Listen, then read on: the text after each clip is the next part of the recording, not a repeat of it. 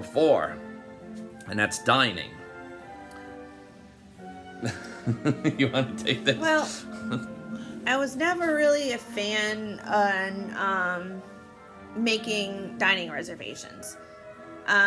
We were kind of like counter service people. You know, we would just go up, order whatever we wanted, chicken, take it hamburger. to a table, and, you know, go on our way. But this year we've decided to take advantage of making ADRs, advanced dining reservations, which, again, if you're staying on Walt Disney World property, you can do 180 days in advance. You do need to secure the reservation with a credit card, but they don't charge your card until, you know, the actual reservation. So, except I think there's a couple of them. I believe Cinderella's Royal Table, which is right in Cinderella Castle in the Magic Kingdom. I believe you do pay for that one up front, and depending on, you know, if you cancel and if, you know, when you cancel, you do have to pay a portion for that one. But another great thing I think would be look at the restaurants that are there, read reviews, look at YouTube. There's so many different options for dining. And again, like I said, we're not really adventurous eaters, so none of this really appealed to us much before, but we are gonna step out of our comfort zone a little bit this year and try a couple of things. Make no mistake, you don't need to make dining reservations to eat eat. You know what I mean? You're not. If I don't make dining reservations, that means all I got is a little cart with a little sandwich over there. There are places that you can walk into and get a decent meal. Yeah, your counter service places. The counter service. You want a good table service restaurant, and especially if you want a character meal. And that is, of course, when, you know, the different characters will come around to the tables and take pictures and all that kind of stuff. You want those, especially depending on where, you have to make the dining reservation. You're not going to just be able to walk up the day you go there and expect to get a seat. One of the biggest things, like some of the bigger places that you have to make reservations for, in the Magic Kingdom, again, Cinderella's Royal Table is one. That one's a toughie to get. Yeah. Be Our Guest is another one. Be Our Guest is extremely popular. So I know I've talked to a couple people that have actually gone and were able to get a walk-up reservation.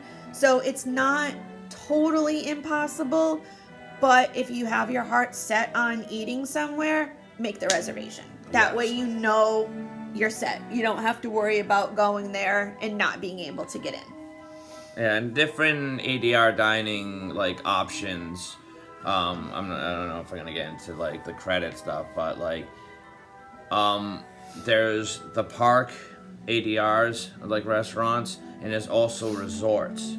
So if you're at the Magic Kingdom, you might want to learn, you know, if you're looking at YouTube videos of restaurants and people's review of it and you're interested in it, you might want to see where it falls in line with either the park you're going to or your rest day. If you're at the Magic Kingdom, you can go to the Polynesian. There's a great place called Ohana's and Kona Cafe that you can eat at.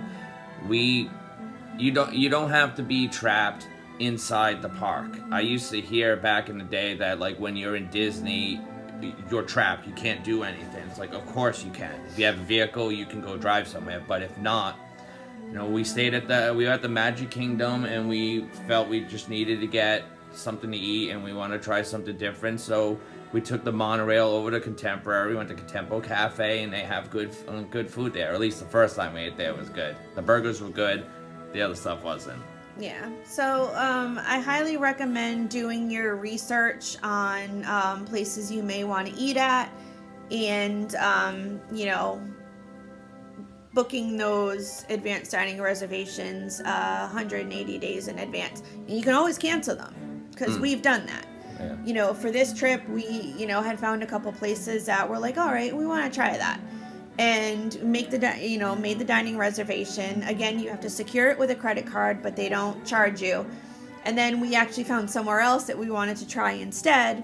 So we just made that one and canceled the other one. It's super easy. And I'll tell you how to do that in a second. But another thing to consider, which we really won't get into too much of a discussion about because we don't really know a lot about it, is the Disney dining plans. We don't use the Disney dining plans. We researched it a little bit, and you know, for just the two of us, it just didn't make financial sense for us to do that. You know, for larger families, it may be beneficial to have the dining plan. And again, not getting to too much detail, but what the dining plan basically is, it's something you can add to your package. Now, depending on which dining plan you get, whether it's a quick service dining plan, the regular dining plan, or the deluxe dining plan, you pay a certain amount, a certain price per person per night of your trip. And basically, your food is paid for. You go into any eating establishment that and find stuff on the menu that takes the dining plan, and you don't have to worry about how much it costs because basically it's already paid for. You have so many credits that you're able to use per day, and they just take it off your credits.